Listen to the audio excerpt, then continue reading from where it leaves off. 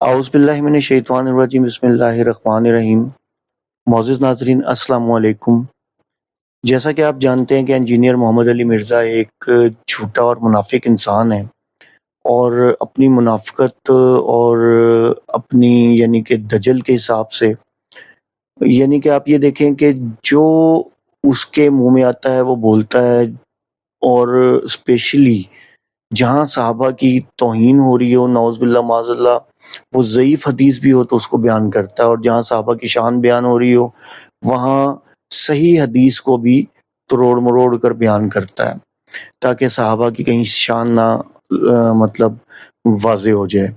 تو آپ یہ دیکھیں کہ یہ بغض صحابہ کے اندر بہت آگے نکل گیا ہے، اور میں نے ویسے بھی بتایا کہ یہ ترجمان ہے، فرنٹ مین ہے قادیانیوں کا بھی اور رافضیوں کا بھی۔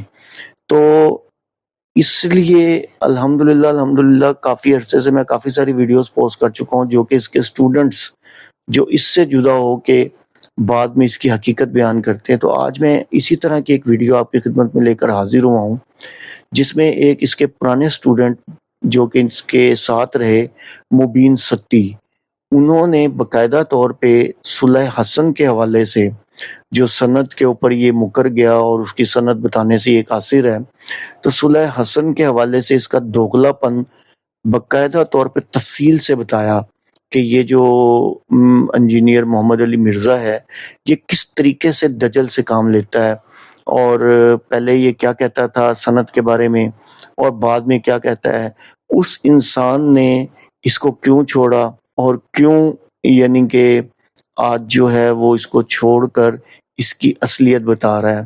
یہ ویڈیو ساتھ بفر ہو رہی ہے، یہ میں چلانے لگا ہوں، آپ دیکھیں اور اس کی حقیقت جانیں کہ یہ انسان کتنا جھوٹا اور جسے کہتے ہیں نا فریبی انسان ہے۔ اور میں نے آپ کو بتایا نا کہ وہ بی بی لیلا بطول نے اس کا نام ٹھیک رکھا تھا، تھوک چاٹ، یعنی کہ اس کی عادت میں شامل ہے کہ یہ پہلے تھوکتا ہے اور پھر بعد میں چاٹ لیتا ہے۔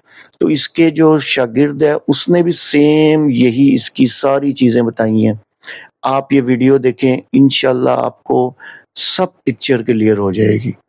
اسناد، سند، چینز آف نریشنز، جس کے ذریعے کوئی بھی روایت اپنے سبجیکٹ سے اپنے آڈینس تک پہنچتی ہے اس کو سند کہتے ہیں۔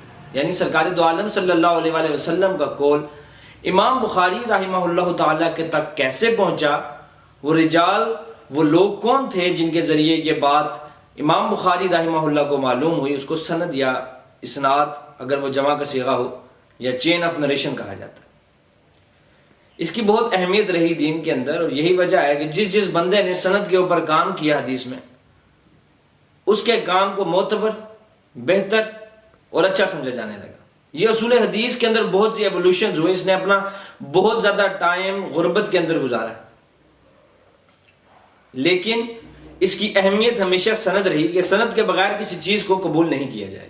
بہت سارے لوگ اپنی ویڈیوز کے اندر اس بات کو بارہا، چاہے ان کا تعلق بریلوی اسکول آف تھاٹ سے ہو، دیوبند سے ہو، اہل حدیث ہو، کسی بھی بات کو رد کرنے کے لیے جو پہلا سکم اٹھاتے ہیں وہ یہی ہے کہ اس کی سند کیا ہے، اس کی سند پڑھو۔ اس کی سند میں ایک آدمی ہے، وہ فلاں کام کرتا تھا، وہ دجال تھا، وہ کذاب تھا، وہ موضوع روایتیں بیان کرتا تھا، وہ حدیثوں کو وضع کرتا تھا، وہ حدیثیں گھڑا کرتا تھا، وہ ضعیف راوی ہے، اس کے حفظ کا مسئلہ ہے، اس کے ضبط کا مسئلہ ہے، وہ عادل نہیں تھا، وہ متروک تھا، وہ منکر روایتیں بیان کرتا تھا، وہ ضعیف راوی تھا۔ آپ کو یہی باتیں سننے کو ملیں گی۔ تو اس سے پہلے کہ میں آج اپنے مقدمے کا آغاز کروں، پہلے آپ یہ کلپ دیکھیں۔ یہ ان لوگوں نے چونکہ صلح حسن ان کے گھاٹے میں فٹ ہوئی تھی تو یہ سندوں کے چکر میں پڑ گئے۔ سندوں میں تو پڑھنے کی ضرورت ہی نہیں میرے بھائی، صلح کا مطلب ہی ہوتا ہے کہ شرائط پہ۔ جیسے بھی آپ نے کلپ دیکھا، اس میں ہمارے علی بھائی جو ہمیشہ لوگوں کو اس بات کا تاثر دیتے رہے کہ سند پہ بات ہونی چاہیے، اسناد پر بات ہونی چاہیے، نریشنز کی چینز پر بات ہونی چاہیے۔ جہاں تک تاریخ کا تعلق ہے تو تاریخ دانوں نے بڑی محنت کی، ہمارے بزرگ ہیں، لیکن انہی بزرگوں نے ہمیں یہ بات سکھائی کہ بغیر کسی کی سند کے حدیث کو قبول نہ کیا جائے، اور حدیث میں سند بھی ملے تب بھی اس کو صحیح اور ضعیف اور موضوع کا فرق کرنا ہے۔ تو جب حدیثیں نہیں لی جائیں گی سند کے بغیر اور سند کی صحت کے بغیر، تو اقوال جو واقعہ کربلا کے بارے میں ہے یا یزید کے بارے میں ہے یا بنو امیہ کے بارے میں ہے وہ بغیر سند کے کیسے لیے جا سکتے ہیں؟ ہم نبی صلی اللہ علیہ وسلم کا فرمان نہیں بغیر سند کے قبول کرتے، حالانکہ ہمیں کہا جاتا ہے یہ حدیث ہے. تو ہم ان لوگوں کی ایرے غیر لوگوں کی باتیں کس طرح بغیر سند کے قبول کر لیں؟ کبھی نہیں کریں گے. یہی ہمارے محدثین رحمہم اللہ نے ہمیں درس دیا ہے.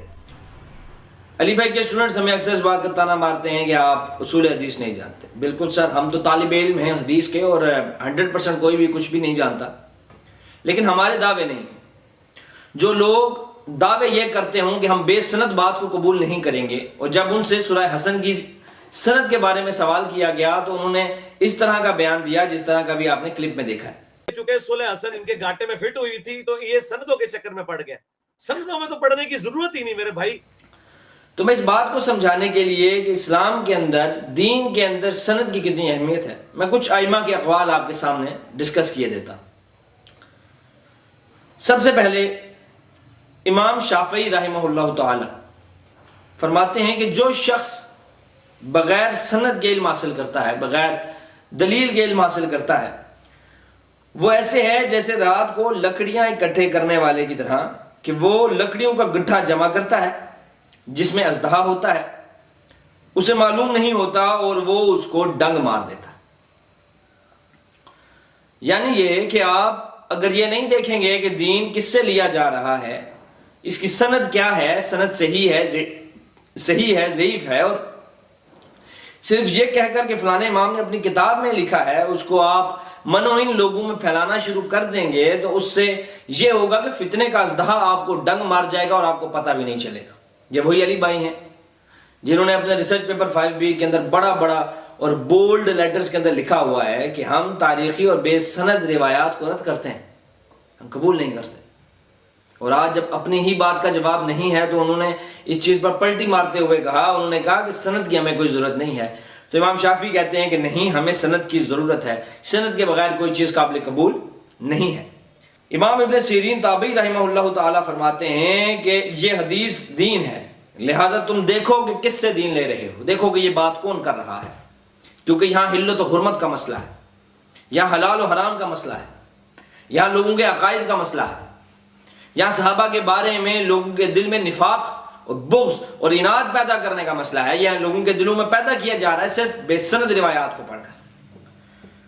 اسی طرح امام ابو حنیفہ رحمہ اللہ تعالیٰ کے شاگرد خاص حضرت عبداللہ ابن مبارک رحمہ اللہ تعالیٰ فرماتے ہیں کہ سند دین ہے، اگر سند نہ ہوتی تو ہر کہنے والا جو اس کے جی میں آتا کہہ دیتا، اس کو دین کا حصہ شمار کر لیتا. And the interesting point is کہ یہ جو میں نے ابھی قول پڑھا یہ صحیح مسلم کے مقدمے میں ہے، جس کو علی بھائی اٹھتے بیٹھتے چلتے پھرتے لوگوں کو ازبر کراتے ہیں. اس کے بعد بھی اگر کوئی بندہ یہ کہے کہ نہیں سر سند کی ضرورت نہیں ہے، فلاں امام نے اپنی کتاب کے اندر محض لکھ دیا تو کافی ہے، سند کی ضرورت نہیں ہے، تاریخ الخلفاء میں اگر امام سیوطی نے لکھ دیا تو کافی ہے، تو میرے بھائی آپ کا دعویٰ کہاں جائے گا؟ آپ کا دعویٰ کہاں لائے کرے گا؟ کیا آپ نے اللہ کو جان نہیں دینی؟ عبداللہ ابن مبارک کا ایک اور قول، وہ فرماتے ہیں کہ جو شخص اپنے دین کو بغیر سند کے حاصل کرتا ہے اس کی مثال اس شخص کی طرح ہے جو چھت پر بغیر سیڑھی کے چڑھنے کی کوشش کرتا ہے. یعنی وہ ایک ایسے دین کے اوپر چلنے کی کوشش کر رہا ہے جس کی سند ہی نہیں ہے، جس کی سند کے اندر اضطراب ہے، جس کی سند سرے سے موجود ہی نہیں ہے.